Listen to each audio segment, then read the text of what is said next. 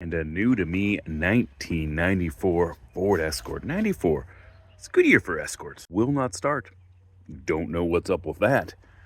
We got a dent here. Might be hard to see on film, so to speak. Dent there. Clear coat peeling there. This has got to be a blind area on these things because so many of these have that same hole punched out in the bumper cover. And actually, that one actually goes into the bumper. Ooh, zoomed back into it. Tires are still round. What a gem. As you saw in the last video, this thing's sat for a year longer. Oh, look at that. Feature that no one needed. We drove onto the car ramps, was towed here, but it was running really awful before then. Should have got more video of it. Let's take a look at what we got going on here. Maybe it's fuel. I'm just spitballing and guessing. I say maybe fuel because it did run. It started on the fuel that was in the tank that was sitting for 8-10 years, a long time. And it ran, and I drove it around. And I've topped off the tank, $5, $10 here, whatever. And it continues to run, continues to get less smokety. Although, it should be a concern. Continues to get less smokety. But now, maybe it took the fuel all the way down. We're under a quarter tank. 315, so 131. Doubt. There's no way we're at 231. These things did not last that long. Got my new value battery, ever start value. I mean, how much power does this little guy need? Now, this is a 94. Later in 97, they got split port induction. You got a little bit bigger motor here. This is the 1.9 liter. The non-exciting of the motors, they got a 2. The 2.0 is not very exciting either, even though you get like 20. It goes from 82 horsepower to 112. So, is that right? 92, I don't know, 20, 30 horsepower. And when you're under 100, that's a lot of extra power. So the engine update, you get a lot more power. I don't know, maybe it's something with gearing or something, because I've driven both the 97 that has the updated motor with the split port induction, which is something cool I'll have to show you. There's another one in the garage here. And the 1.9, which does not have split port induction and has some under 90 horsepower. Well, it definitely has under 90 horsepower now. Now, the important question, oil. Barely exists. See, not to brag or anything, I got 2 of these things. I mean, wouldn't toot my own horn, but you know, would if you could. Even though she's burning oil right now, the 1540 might be not wrong. I have no idea what that is. Won't be doing that yet. Could give her some very expensive oil. Ooh, the Top Tech. And it's only like $50. It's $10 a quart in Germany. I go with whatever this is. I say whatever because we're guessing. I'm 530, 1030. What's important is that it's oil. Ooh, is that a replacement oil cap? That's not factory. And perhaps another question is it new oil? I mean, maybe we'll do the 1540 if it's used. Oh. I totally expected. Looking a lot better. I mean, we're due for an oil change, but I got plenty of oil for that. We are going to do that. First, we're going to at least have oil in it. The Harbor Freight cheapy deal.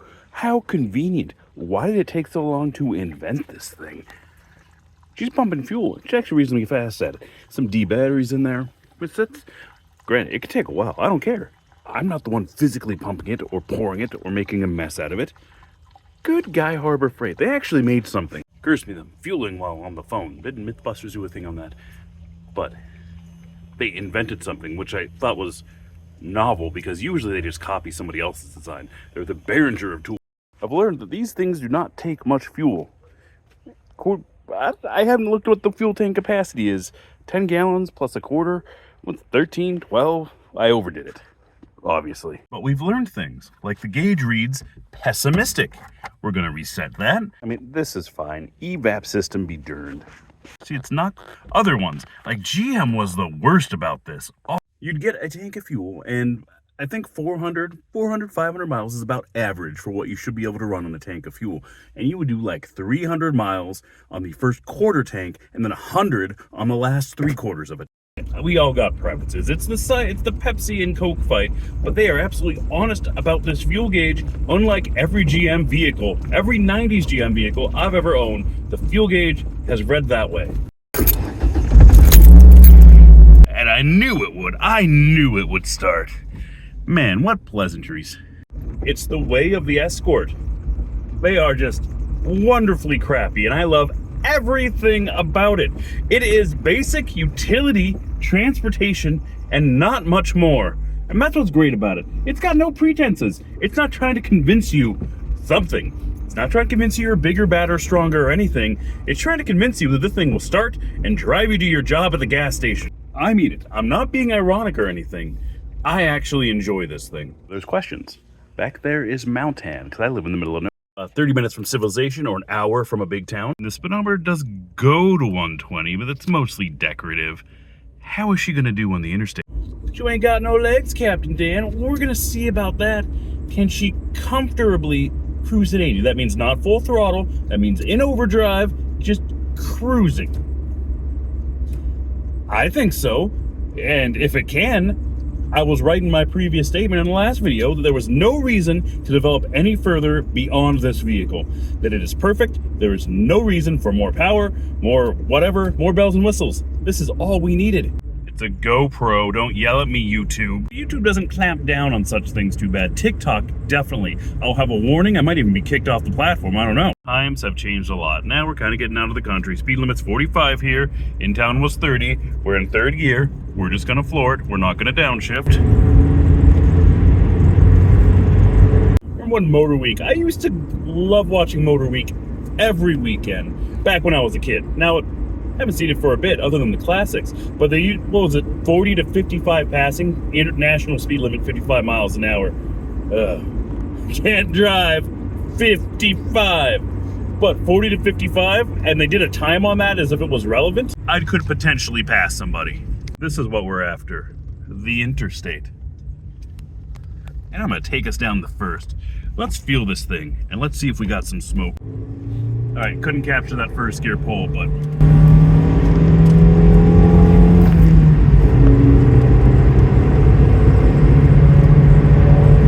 see, third gear.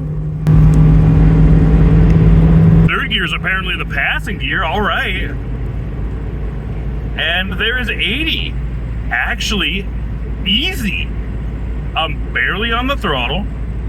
The tires vibrate, look at that. But this is easy.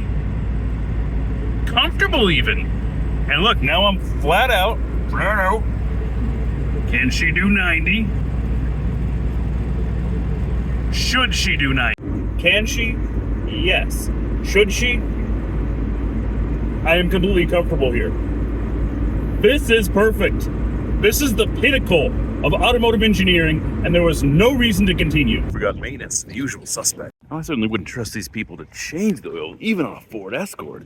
But as far as filters go, this used to be the pinnacle of customer service. And the 1.9, oil, sure. I mean, this is just a formality. The 3600, that's what we're looking for. Well, $5, look at that. We already got the oil, but we're not gonna limit ourselves. Might as well do it all. This keeps on, this should be sufficient. I think so. This is adding up, and yes, they do use ATF in the 5 speeds. I don't get it, do you? What you're thinking?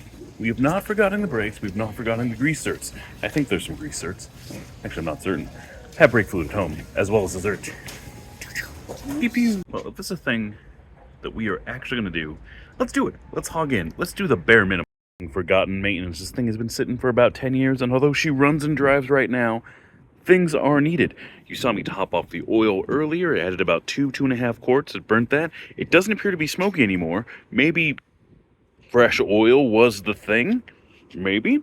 But we're going to do an oil change on her anyway. We're going to get some new antifreeze in here. We're going to look at the brakes. The brake light is on, but then again, so is the coolant light. Even though it is full of coolant, the light's on. So it could just be a stuck sensor, whatever. How important is that? Can we just disconnect the sensor? That might be the way to go. We are going to look at brakes. Well, at least look at the brakes. So there are some metrics of concern here, like that. I need 4 new tires. The fronts don't look too bad. So obviously, I mean, if you have a Ford Escort, my daddy before me and his daddy before him, buy my tires 1 at a time. Previous owner of this apparently bought them 2 at a time. You can see the cracking and splitting right there. And look at these cute little guys. 185, 65, 14. Whoa, 185s. Are they all on 185s? Gotta see if we're running the same size here. I would assume so, but don't assume. 185, 65. You can get a much better view of exactly how bad that tire is. She is ready to go, and even tread-wise, not safe. And that fluid looks terrible, and it's below the min line. Now, this is a closed system. If you're ever adding brake fluid, if you don't find a leak, it's your pads are too far compressed, you're likely needing new pads. We'll take a look at that too. In fact, if you're ever low on brake fluid and there's no leak, do not top it off. Just fix your brakes, put new pads on it, because when you go to retract the pistons to put your new pads in, your new wider pads, that fluid's gonna get everywhere. It's gonna be a big pain. Oh, let's get in our fluid business. I'm getting distracted by tires. There'll be a different tire review coming up, whatever. So, brakes we're gonna look at. I mean, that old fluid is disgusting. That at the very least needs to come out. We're gonna look at transmission fluid. It is ATF in these bad boys. Now, I looked it up, and down here somewhere, the fill port is the speed sensor. So before we remove anything, we need to find the speed sensor. All right, there's the clutch. Is that a hydraulic clutch? It is, which means there's a hydraulic tank somewhere. And that is probably disgusting. I don't know, we might be flying too close to the sun on that clutch business.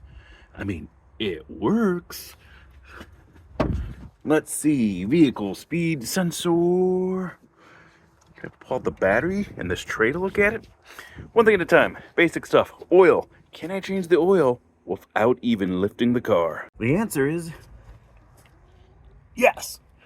It's a 15, and there's a ratchet. Is it easier to lift the car? Yes, but we're going to the bare minimum here. Can it be done? That's what we're out looking for. What?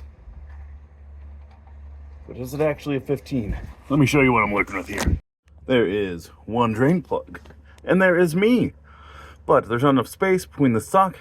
Is this motor sitting a little lower than it should be? Do I need motor mounts? Oh man, always something. But I can't quite fit the socket on there. And, well, open-ended wrench. I mean, do I need to tell you that things are easier if you should do them the right way? What is it, not a 15? Yes, things are easier if you do them the right way. That seems to mean not 15 to me.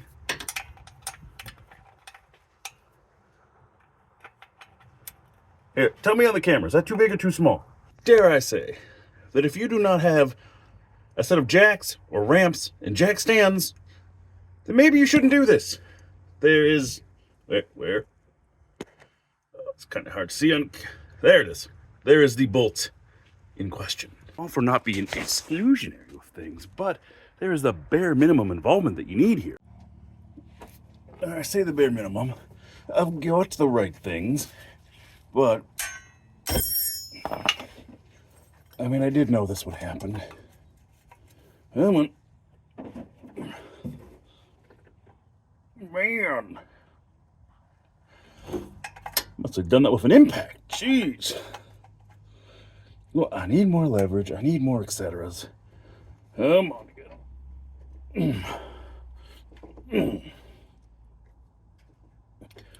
Well, that's on there. Tweet. By the way, 16, Chrome Vandium. That is a 5/8.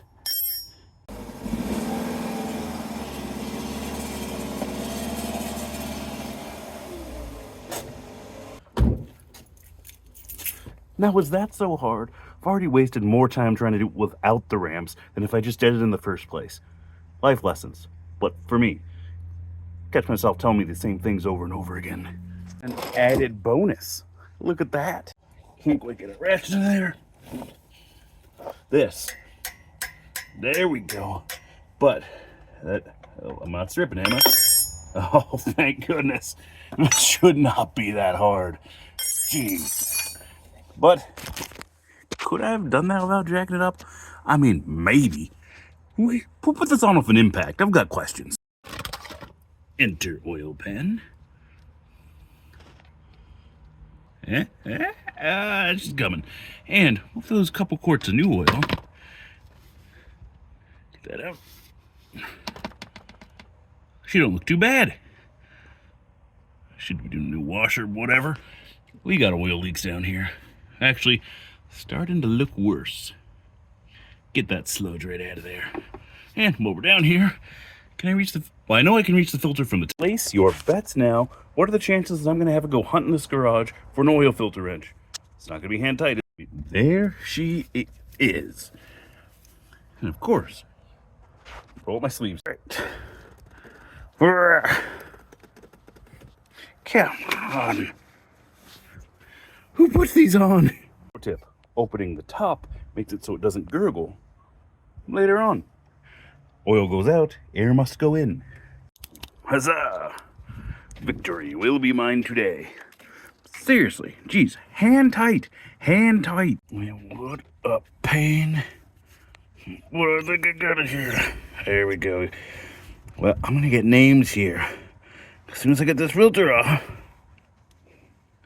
we're gonna know where it came from and who did this last oil change in probably 2016.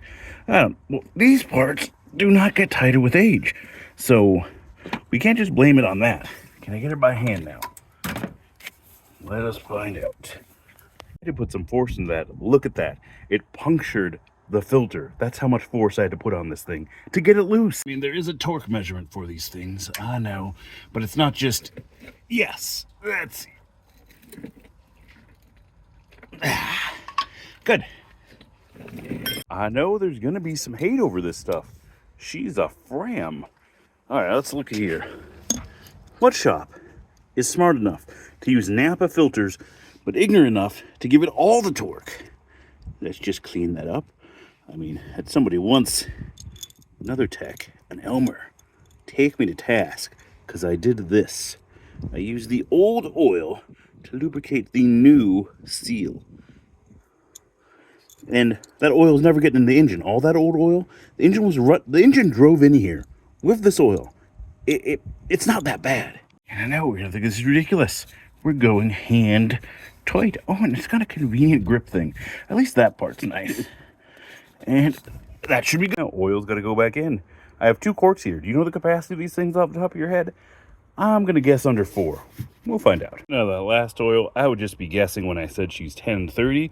Well, this is going to get a far more expensive oil change than she deserves. Jiminy. Top tech. She's got the sulfur. Not the sulfur. The zinc. That's what we need. I don't know. Kind of right at that 1 quart mark, isn't it? You can't see that. Yeah. 1 quart low. So we need, we'll do 2 quarts. We need a quart for the fuel filter, half a quart for that too. Now, everything does the wide mouth because this is America. It's more, always more, never less. Look at the size of that mouth, which makes pouring, I mean, not that big of a challenge, but just another thing. But look at that. The Germans. It shows overfull, but look at that beautiful amber. We're going to start it up, and with the oil that's going to go into the filter, it's going to be perfect. Sounds good. She clattered for a second as the oil went through that filter, and then charmed right up. Have a look under here. We'll do that thing they do at Valvoline where they rev it up and be like 1, 2 as if they're doing something important. We'll check that filter.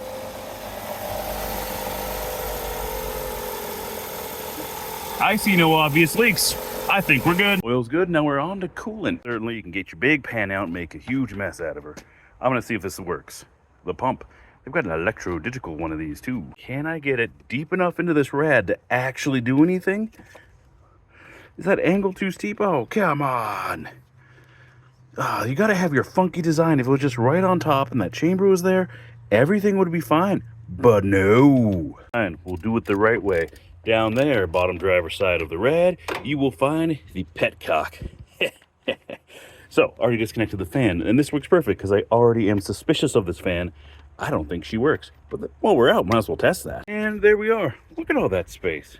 This thing has been an absolute joy to work on. Everything is right as it should. No weird stuff, no weird, seemingly difficult to repair things for no other reason than just to be difficult. It's very un-Ford. Maybe they figured that by nature of it being a Ford Escort, nobody would bother, so they didn't need to make it hard like they did in the Tritons. Or the EcoBoost. Or the Duratex. Or 3 valves, 2 valves. When did they lose their way? Ford, only company that can make cars for 100 years and still not know how to put in a spark plug. The forbidden green line made Actually, that doesn't look too bad. Not much rust or anything. Yeah, really not too bad at all. That coolant was probably good. I should have just left her, shouldn't have I? This is a good enough time as any while you're waiting to go look at some hoses. See what repairs been done, see what's been done, etc. Now, these are the factory clamps. Is that a factory hose? There is no way. This long? I don't think so. Slight bulging up there. I don't think that's a huge cause for concern. We'll look down there. We'll squeeze everything. Anything that's brittle, that's broken, obviously going on and replace. Like this guy.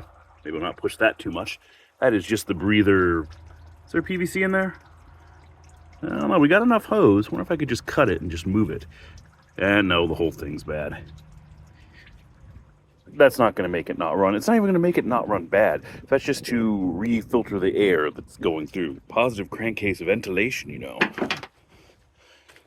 We've got another little hose here. Oh, no. Where are those hoses? At the bottom. We're going to have to look at the bottom here.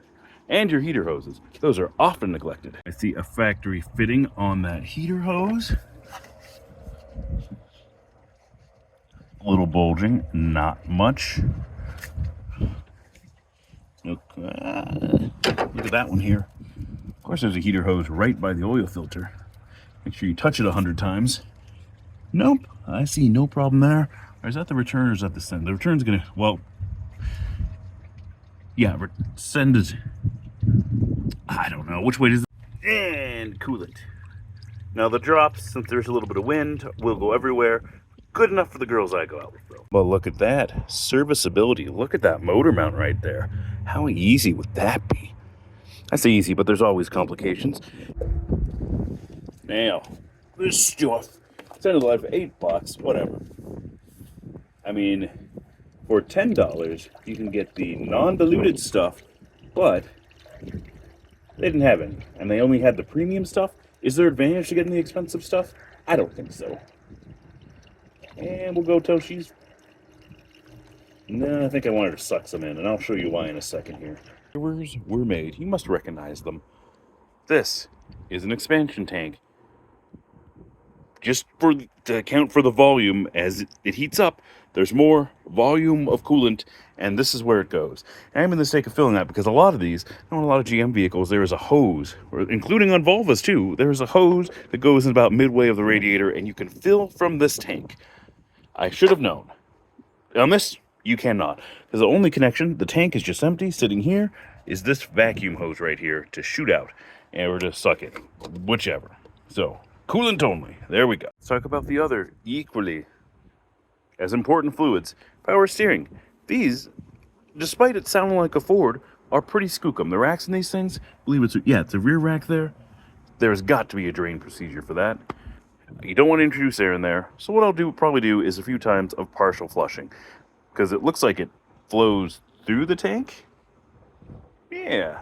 No, forgot all about this. And it may be getting weird.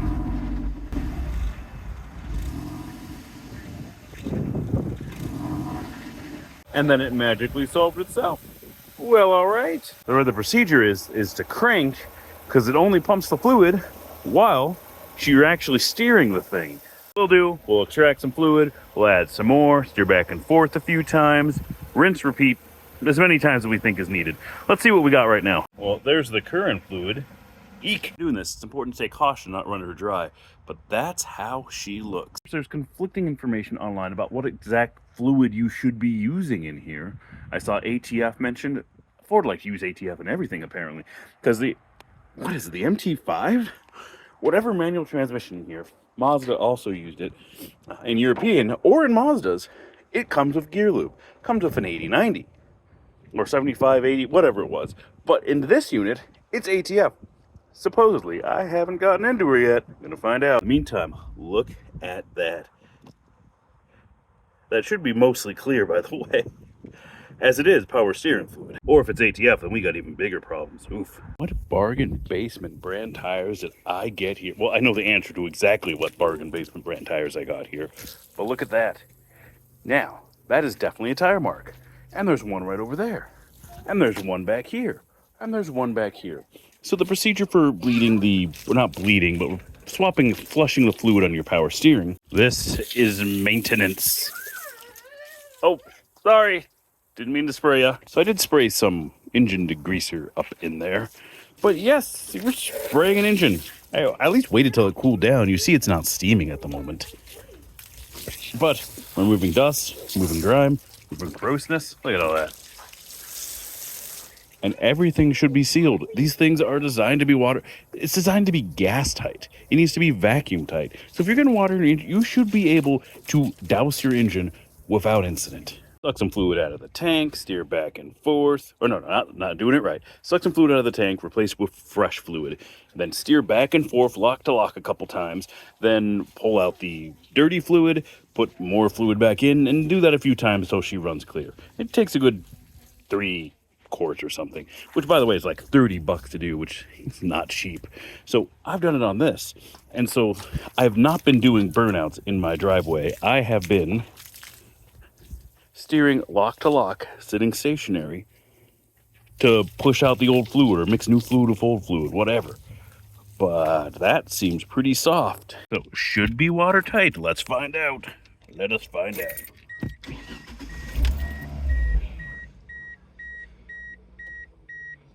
Started to die, but that thing's bound to happen. It does that on a good day. There, now we're back to normal. Give her some fuel, run forward.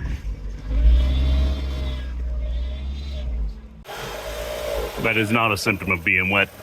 It just does that. There we go. How's my fluid? Oh, geez. I need to go to the local parts store and buy some power steering fluid because that's a wee bit low. Well, darn it. Well, we are going to run to the local grocery store and pay whatever price it is that they are going to want for 1 quart of power steering fluid. Now, air filter. Now, this was picked up for a very important reason. Does it matter? No, it does not. That is why. I don't care. You don't care. Do I need to pull these off to make this work? Probably. It'd probably make it a little easier, wouldn't it? Not only does it not matter, but it doesn't matter. This one was just fine. What do we work? Oh, a micro guard. Walmart? Micro guard, Walmart. This is unnecessary. This is unnecessary. That filter looks fine. Possibly even blow her out.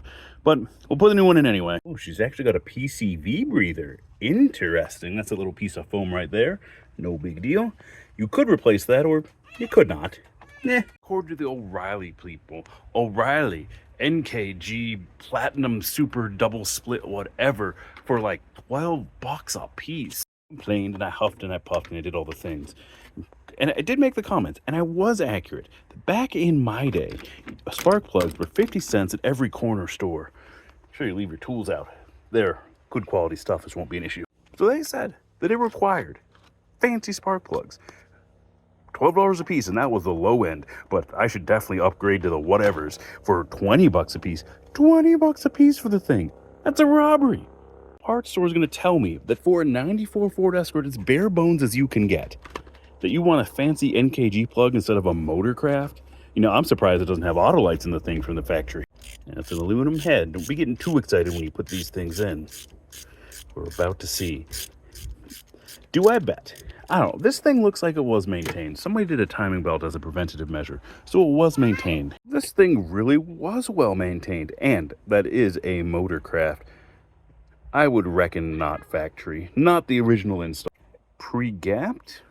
Well, I'm gonna say yeah. I mean, the gap matches that. There is some carbon buildup on that. Not too bad at all. I'm already here. I already own them. I'm just gonna toss them in. Yeah. Unnecessary air filter as well as unnecessary spark plug. Oh, it's important we analyze these. There's number 1, like I said, carbon, and they all look about the same. Nothing too exciting. It is 1, 2, 3, 4, right? Yeah. The gap on that's actually a little bit large from what I can see. So maybe they're a little past their prime, but not bad at all.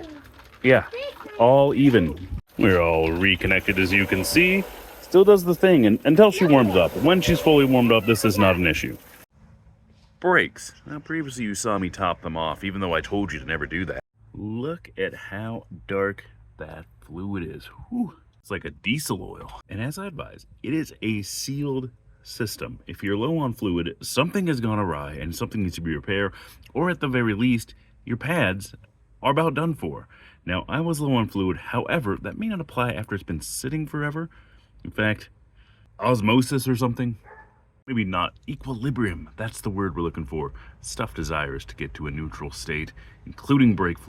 Fluid goes out, water goes in, whichever, and then it's black and dirty. Now, there is a hydrometer where you could pull out a little bit of fluid and see how much water is in it, see if it's still good.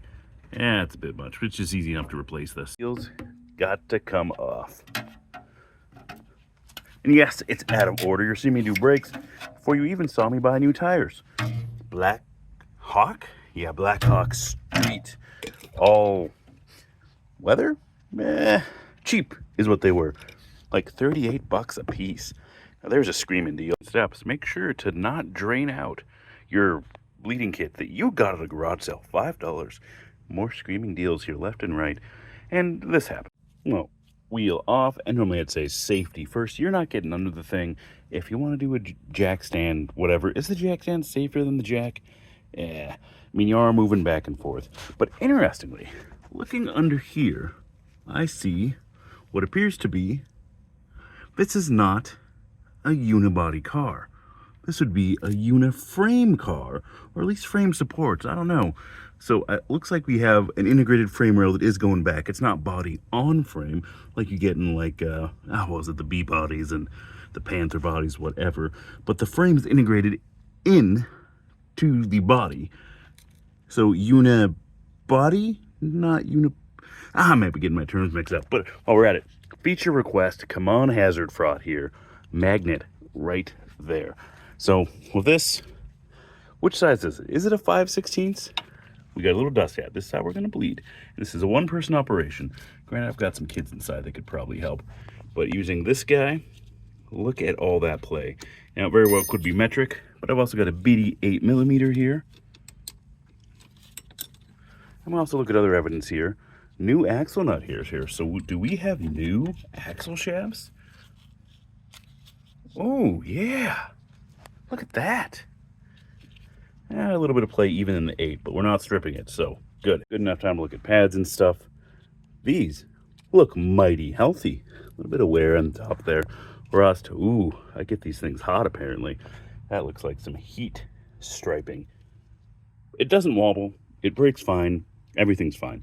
You don't need to get too in-depth into this. Let's get our fluid going here. And for fluid, pads look fine, about half done. Also make sure your stuff is clean. Yeah, not even brake cleaner, just carbon turd cleaner. It's got all the stuff out of there and stuff. And you pop her open and she's leaking there. More brake fluid on the ground. This is fine. This is life. Now, this is a basic bleeder here. Ooh, already coming through. Now, there is a way to automate and do the things and whatever with some with compressed air. I don't know. I've never done it that way, but I have done just a simple hose into any sort of bottle. I mean, we're replicating that exact same thing here. There is a hose on the bottom of this. As you can see, not my first rodeo with brake bleeding. So this has a little hose there that goes into the brake fluid that's already sitting down in there. And so if we put that on, in fact, we even keep it above, we can make sure we're not getting air back into the system when we retract. That's the thing, you push the pedal down, you let go, it retracts, the fluid goes backwards. Normally there wouldn't be a vacuum, it'd just be solid fluid end to end. So let's get this nasty fluid out. Bonus with a clear hose like this, you can see the fluid. Got the new stuff, it just says brake fluid. Motor, man, where did I get this? Like a Tractor Supply store? It's .3, which is fine for this thing. You push the pedal, goes down to the floor, let off, and continue. Give her a good few pushes. The thing you want to avoid is draining your master cylinder entirely. Let's see how we're doing. Oh, we're already getting down to the min mark. And let's see our fluid that's coming out. Ooh, steps in a hubcap. Already looking better. Let's keep her going. Rinse and repeat process. Pump it a few times, you can see that level go down. And would you tell me what that is? Because I can't see it. And you don't want to get her dry. You should run her completely out of fluid. You're going to get air in the system, and then you got to do the whole thing over again. And it adds the complexity slightly. When it starts running clear, which is what we have here, you just close her off. Take care not to lose that hose because you will get air in there. Always challenges. Careful not to strip. Don't give her too many Uggas here. And beautiful. Don't lose that dust cap either. But now when you push the pedal, should be firm. And we are golden. All right, 3 more tires to go. Now this sort of thing can be done without removing the tire. But you got to get more into the nuts and bolts. And look at all the things under here. Whoa, unit? Do they use the same sort on both sides? That's why we have 2 brackets. One for driver, one for passenger. You learn things like that. You look, you learn, you study. And there is a grease cert. I knew it. I knew it. Well, we got to grease cert these things. It's probably one of the ball joint too. Hold up. But while here, I noticed something, I mean, not necessarily odd. Here we have 1 ounce of weight. That's old weight that was there before. I recently got new tires. Here, what do we got? 2.1? What is that? 0.75 ounces of weight. So, wouldn't it? Anyway, that's more work to pull that off and put a 1/4 ounce of weight rather. Or I think that's how that would work. I don't know. We dumb things down. The tires make people not even technicians. You put it on the machine, you do what the machine says. This will be edited in later, but as far as body points for lubrication, I mean, not really a body point. This is a tie rod. Looking at it here, looking darn solid. A little low on the grease, a little bit more inflation there. I'm not seeing a lot of movement. Of course, you gotta, that's the rotor's gonna move. It's gonna be hard to tell if the tire off. Put the tire on, see if I can move her back and forth, up and down, wibbly wibblies, all that. But let's zert this thing. You gotta clean her off to not push that stuff in there. There we go. All over everything. Come on. Just give her a few quality pumps here. Might need 2 hands. You usually have to hold it on with these cheaper guns. Pumps in her. Perfect. And you don't want to overdo it. If you overfill these things, that boot will pop, and then you're going to have, well, issues. It's going to wear out. There is a torque spec, and you should follow it. Click. Now, steel everything. Steel rims, steel wheels, all that. Nobody is following a torque spec. I mean, you like to think that your tech's back there in the back, or just not just zipping it on with the impact. I mean, I started with the impact, but I always finish. You got to feel these threads. I'm going to guess 100-foot. Click. There's only 4 of them, so. Anyway. But I guarantee you that if you're following a torque spec on these things, nobody else is. You should, absolutely. But people don't. I'm going to do this one without taking off. Check. Although I should. I get a good look at these brake pads and stuff. Ooh. Here's what I'm talking about. This is where you get intimate with your things. You're having a moment together. And while you're having an after maintenance smoke or whatever, you can look at things like this. I mean, we're not torn through yet. We're still good. I mean, those will just crack just from sitting forever. This is not long for this world. She's going to be fleeing grease soon and having all sorts of an issue here, which is, well, challenges, but such is life. So, this does not have that bleeder screw. Or not the bleeder screw. This is the bleeder screw. This does not have the dust cap, which is, oh, that is tight. This on before you drip too much. That stuff's bad for paint and bodies and stuff, hence the gloves. And then we repeat.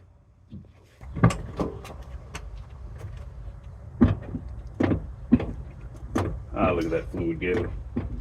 Nasty.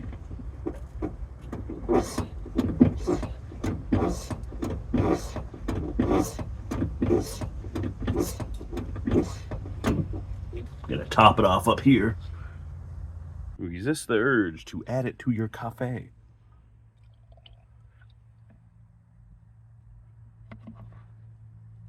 Oh, might conclude the events for the afternoon. I'll look for another bottle. I gotta have another one. I'm hoping you get the point. Do I need to show you the back? Quick note on the backs. It is just drums in the back. Now, if you look down here, you can see right there, there's one, and there's another line coming off the bottom. Maybe you can, maybe you can't. Right where I'm dangling there. Come on, focus.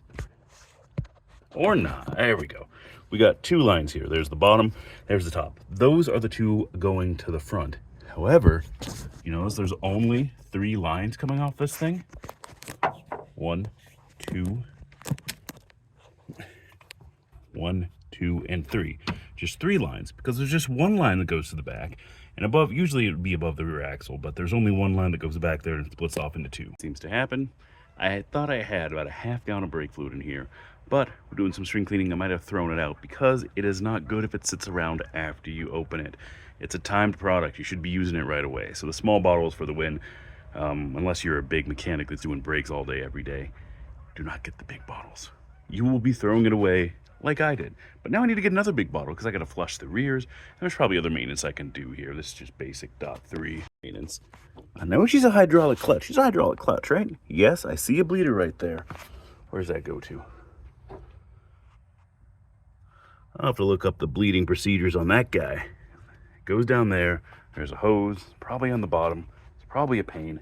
No one ever blood in the last decade or so. And this clutch is on startup. It's a little shuddery, so I might be due for a clutch in the future as well. Hey, we can do those CV joints at the same time. Apparently they will need to be done in the future here.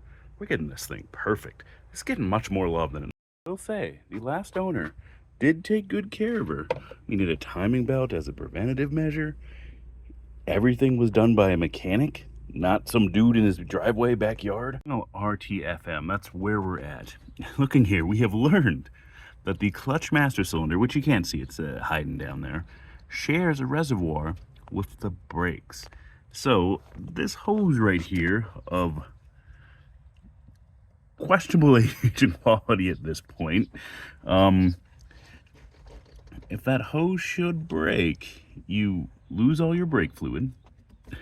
This one that's woven, that's factory unit for sure. You lose all your brake fluid, and do you lose all? I think there's a little bit down there. You see how she's chambered like that?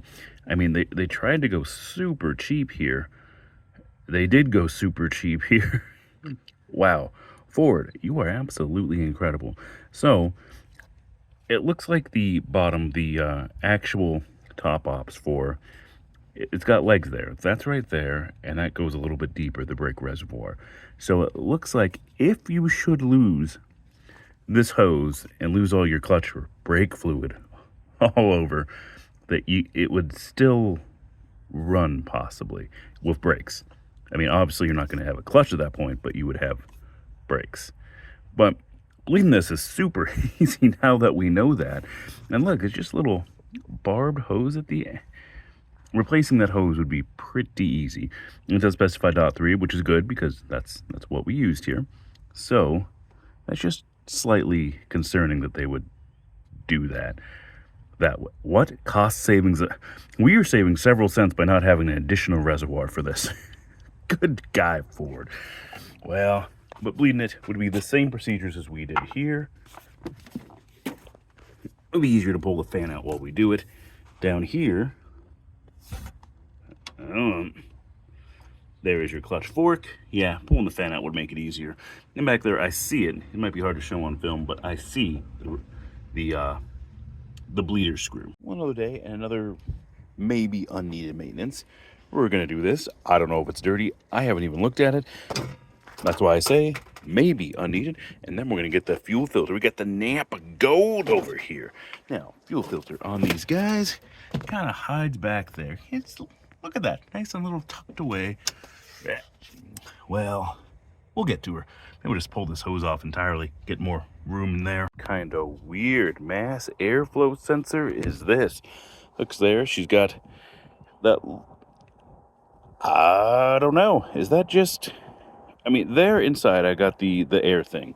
So air flows into it. This is the filter side, air flows in. It's like a pitot tube almost, but in there we see the air elements, the heaters and the whatever. So I'm supposed to spray in there. So mass airflow sensors come in different flavors. The early style was a closing door. The door would swing up with air, vacuum air flowing through it. The problem with it, you need to overcome that air or that spring tension And also I mean, it's a flappity door on a light spring, so you go over bumps, the thing's getting inaccurate readings. The computer knows that and compensates, so it's all as well. But it's restricted. There's laminar flow sensors. I don't know how that science works. There's membrane sensors, which are basically testing pressure. GM for a time did like a barometer thing inside of the intake or something like that.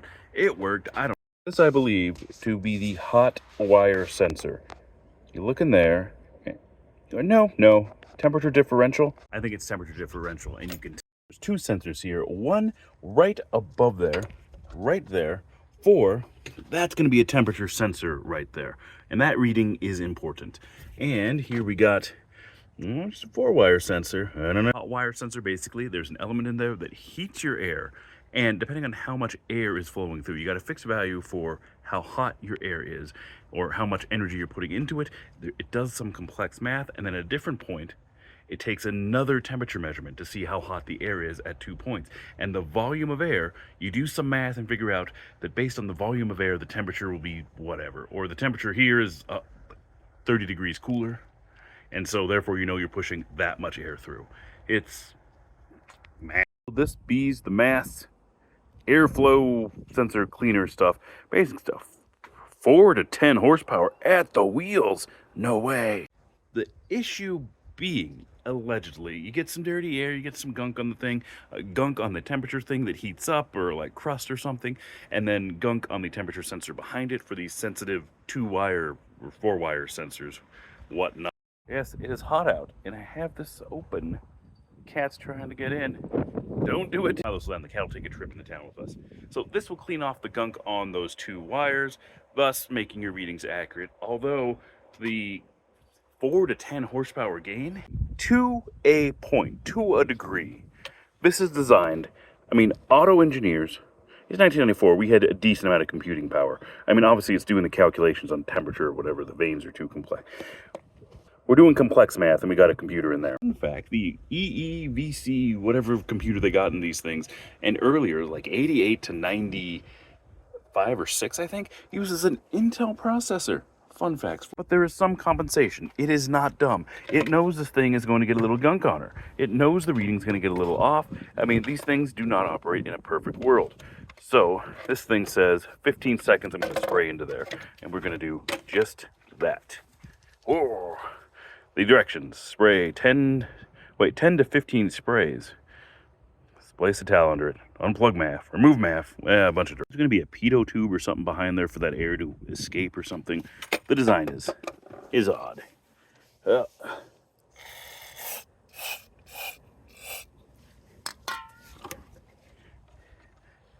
yeah, coming out exactly where I thought. That's how it does have to work. How many sprays was that?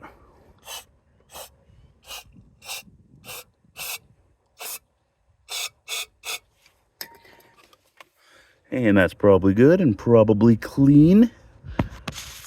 Oh. Hopefully that gives you a better view of those 2 wires in there. 1 heater, 1 receiver. The mass airflows come in different flavors, like I said. There's the 2-wire kind, there's the heater kind. This probably takes some sort of barometer meaning as well. So not only does it know the temperature of the air, it knows the flow of the air, it knows the thickness of the air.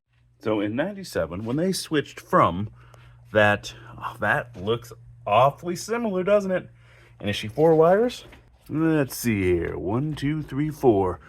Probably. I mean, different part because of different mounting thing, but it looks pretty similar. But I might as well get this temp sensor too. Yeah, the whole thing. Yeah, whatever. Stuff evaporates. Get all that little fine dust out of there. What kind of filters were they using that it has all this dust in her? Get a cloth to wipe that out too. And this we will call good. Quick dry. How sensitive you know these mass airflow sensors to be. One should never use one of them. Yeah, it's fuel filtering time here. Let's see here. I got these this board here. These handy disconnects, but it looks like they're gonna be unneeded. Oh, look at that. And that should just pull straight up. Get fuel out. Or do I gotta pull her all the way out? Yep, all the way out.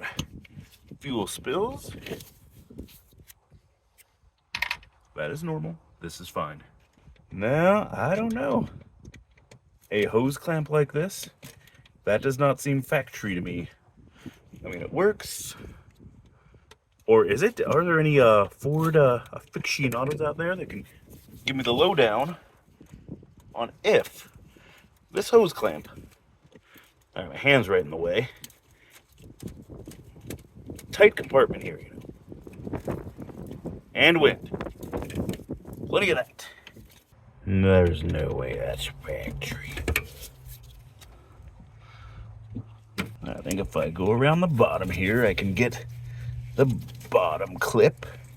And I'm sorry, it's not a good view, but the bottom clip, same as the top. I do not want to lose it though. Come on. Oh, you do have to get that clip all the way out to pull her out, which I'm gonna have to manhandle here. Show you what we're working with here. Now, is that a good enough view for you? Can you see the bottom? Oh, that is a perfect view, actually. Well, there's a number of things on this that are better accessed from the bottom, and this might be one of them.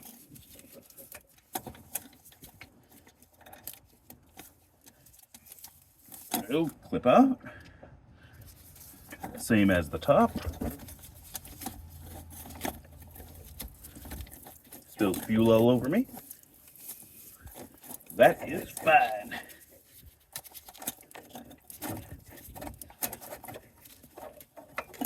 Oh, priming this thing's gonna be time, isn't it?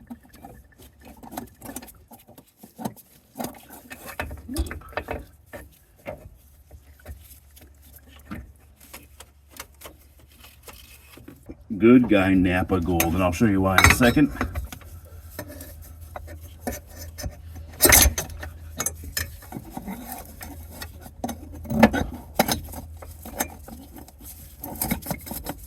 As you may remember seconds ago when I was worried about losing that clip, it was all for naught because, let me show you here.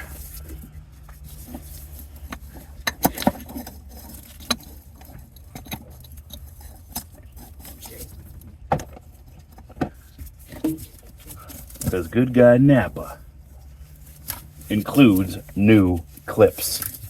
Amazing. Now if I can just figure out how to get her on here. Need to pull the glove off to feel better.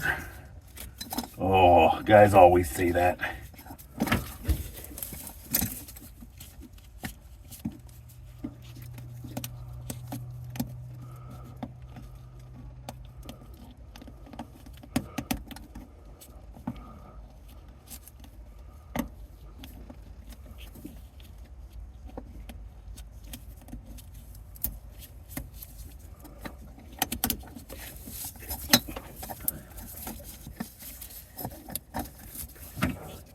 There we are. Well, previous this was taken care of, although it has the mark of the beast there. That says Napa. Let me see if I can get you a better view of how these clips should look like. Thing of beauty. Good guy Ford. Well, at least in this year. I don't know about any other years of Ford, but I get her good. Yeah, that's in. She's tight. Now, just tighten up this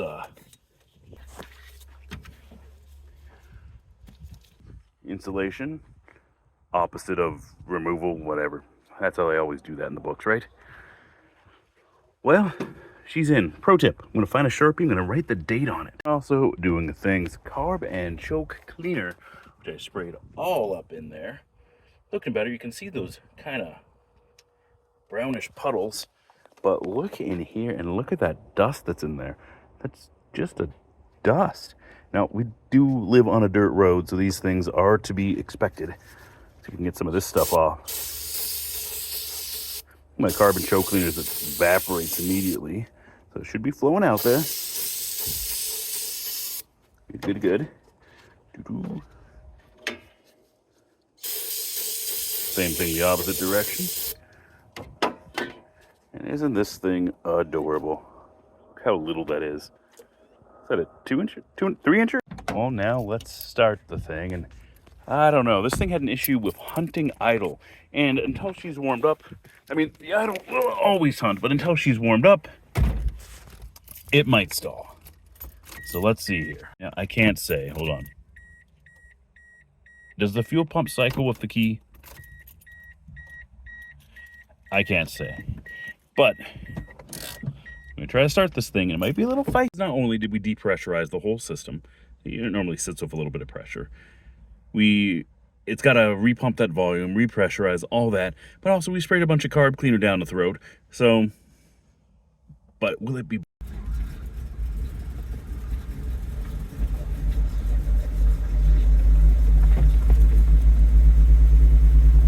It's picking up. That carb cleaner's going through. Sorry, I didn't capture the cranking. Actually started remarkably quick. And then died, so we did not solve the stalling problem.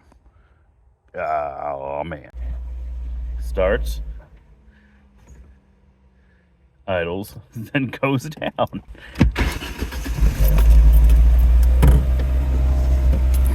I'm gonna give her some rip'ems.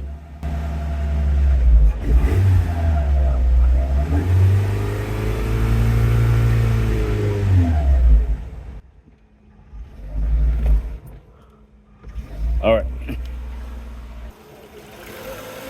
Still hunting. But we'll look here for fuel leaks while we're in here. I don't see any. We're good. But as far as this goes, vacuum leak? Yeah. Well, let's see here. What's that little guy? There's not a whole lot of vacuum lines on this thing. Is that computer-controlled EGR business right here? Well, that wouldn't be it, because we disconnected the feed in. Nope, that goes down. Yeah, if we disconnected the feed into that, so it would not be EGR.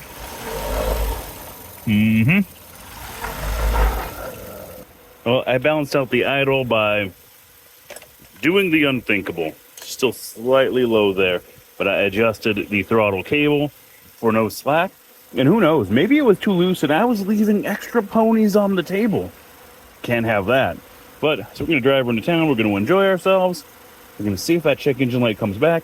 Got my clip right there so I can do the test light business. And we'll see what happens.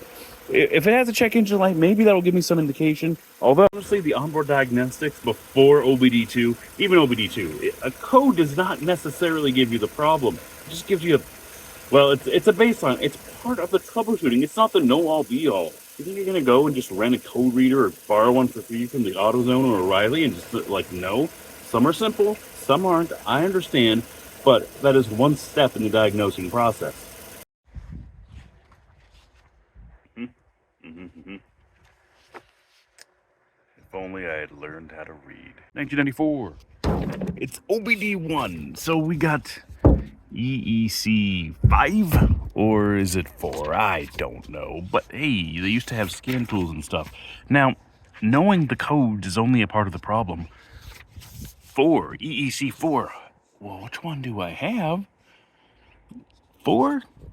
Let's go back. Yeah. Lists and lists of codes. Now, how do we do it? There's a connector somewhere and a listing of diagnostics trouble codes. This here is the Chilton. You gotta go by cool sayings. I mean, she's a Chilton based on a teardown of a completely different vehicle. I mean, not their fault. This is licensed from Ford. I don't know how they come up with these things. Did they actually tear down?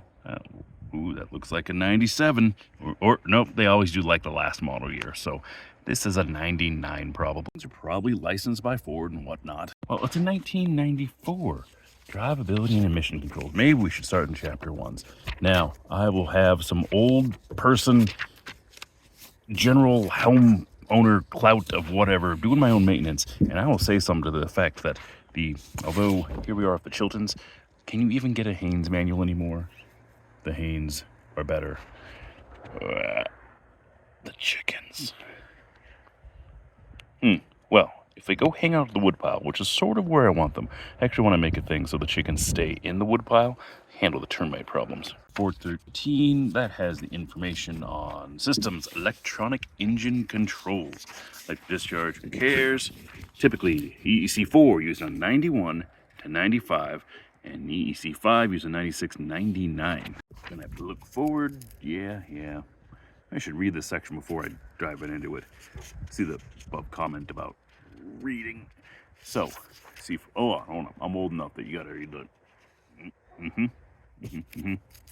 Yeah, OBD2, easy enough. Plug your scan tool in. But like I said, the scan tool isn't the know-all, be-all, etc. It just, especially if it's one of those cheap ones that just tells you a generic code, a P, whatever. You don't get into manufacturer-specific codes because those got to be licensed. So it's slightly better than not knowing a thing. Slightly. All right, ignition off. Jumper wires to sensor, connector, harness. Operate manually while it checks in. Turn, do not start engine. Voltmeter. Look here. A vehicle specific, the Superstar 2 tester from Fomoco. I don't got one of those. And just looked it up. That thing's gonna set me back $300. It's not happening. We're gonna learn this together. EEC4, yeah, a bunch of fluff or whatever. Diagnostic and enter for the 1.9, which is what we got here. Rear corner of the engine compartment. What do we got here? Could it be? Oh yeah. It even says it right on it. Look at that. The loose wire there, is a self-test input, and then there's a signal return right there. And so it goes a jumper between the two, reading 12 volts here. Everything's connected here. Now we do the key on, engine off, KE, KO, They got it all down here. So you turn it on, run it for a while, turn it off for 10 seconds, then push the button. So we need to do that as well. So we need to turn the engine on, run it for a bit, turn it off, let it sit for 10 seconds, then key on. Then this thing should be doing something exciting. So I'm sitting in it with it running, and it's doing that thing again, but no check engine light. The seatbelts. Got a seatbelt, Nate. How can it run this poorly and be hunting at idle and not be tricking a code? So let's let the thing warm up. I'm gonna sit here, I'm gonna turn it off, see what happens. But I do know that on the meter, I should probably get in there and make sure it didn't like fall off a lead or something. No volts, so we lost our ground. I'll just turn my brake off for safety. So now engine off for 1, 2, 10, and now we go key on. Here we go, key on, and nothing happens because the check engine light is not on and it has no codes. Now we gotta sit here and wait. I'm gonna do it. I'm gonna wait for it to warm up. It said 10 minutes to warm up, and that's what we're gonna do. And it's running like this. It should trip a code. Oh my goodness. Of course it needs a code loop. It can't trip a code if it's not actively reading sensors right now. Of course. I mean, a little bit better. Well, while we're under here, let's look around, see if we can find what I believe to be the vacuum leak. You just gotta poke around the thing. So we're gonna have vacuum on our fuel pressure. Is that it? No, that's EGR over there. Where's the fuel pressure regulator? Is she hiding under here somewhere? Gotta be. Let's search for vacuum leaks. You know, there is a smoke tested-y thingy to do this sort of thing too. And we're idling kinda now. Do I got a light yet? Clearly a misfire. Damn, they're running a little rough. All right, we got 0 volts, so I'm gonna turn the engine off. Engine off, voltage goes up. And we're gonna wait 10 seconds. I don't need to count it, I got a timer on the thing. And then we're gonna do key on, just the key. Just flick the key, boop, turn it on, and then it should display a code. All right, so now key on. And other than beeping, still no code. Well, still no check engine light. There's no code to display. Or I've done this process completely wrong. One of the two. I'm gonna pack this in, turn it off. Voltage there. I think I'm just gonna toss a jumper in here. Gonna bring it with me on future trips. It only occasionally does the check engine light, and the check engine light comes and goes. But especially with OBD, you can't rely on the code. I mean, sometimes you luck out and you put your thing on and you can see that there's no reading from your math, or there's no O2 sensor, or O2 is out of range or whatever. But generally the codes that it gives you, the P code that says lean condition bank 1. Why is there a lean condition bank 1? Then you got to figure out where your leak is, or usually a vacuum or intake leak. Had to guess, if I had to guess. But most of the time, you're going to get a code like that. Misfire, cylinder, whatever. And then you got to diagnose, do I got a bad coil? Do I got a leak in that cylinder? Do I got a burnt valve or something? And so the code isn't the end. If you're a technician and not just a parts cannon, all the parts all the time, then we're part sellers. then it's more than just reading a code and knowing what the problem is. There's something to be said for something like this as opposed to some sort of foreign job or whatever, although they're a lot more common now. When I say foreign jobs, it's like a BMW or Mercedes or something. Because if you're working with an LS and you have a misfire in cylinder 5 of the back ones, almost a safe bet that it's a coil, or it could be that's underneath the cowl over there, especially with the old modular Ford motors. That was under the cowl over there, and you'd have a misfire that would come and go because you get moisture that would get trapped under there, and it'd be an ordeal. So, something like that, where there's a billion of these things on the road and you work on them day in and day out, you can take a fairly educated guess. Educated guess because I made a million of these things and they all are about the same. It's a thing of beauty, really. We've come a long way. Absolute beauty right here. Well, we have come a long way. If you made it to this point, I mean, we are over an hour and 5 minutes in so far, and I have to end the video at some point. Why not now? There's a number of other things that have been done to this thing to make this streetable. One, we got tires, we got talks about fuel efficiency, we've got radios in here, we've got batteries in here. There is much more that went into this to make this, and I'm recording this like 3 months after the fact from when I shot the probably first clip, actually a year after the fact of the first clip. So the question that I was asking, is a 1994 Ford Escort 30-year-old car viable on the modern highway? With some caveats, yes. Great fuel efficiency. Oil mileage, not so great, about a quarter every 500 miles. Still does the idling thing, never figured that out, got a code reader. No, still haven't figured that out. EGR, but I would just be guessing. Just be guessing. So, perfectly viable on the modern highway, and doable, and even almost enjoyable, pushing the limits of what can reasonably be done in a 1994 Ford Escort. This is the end of the video. I'm going to ask you to do the thing. If you made it this far, you. Great job. You're doing the Lord's work here. And if you haven't already done the things of the like, comment, and subscribing, if you made it this far, do the things. But we have other comment, and I say we, I mean me, we have, there's other content coming. One, the 97, there's an update on that. That thing is back on the road and being driven by a teenager right now. A perfect destiny for a 1997 Ford Escort. We got Datsuns, we got Volvos. So do the things. And thank you for staying along for this ride.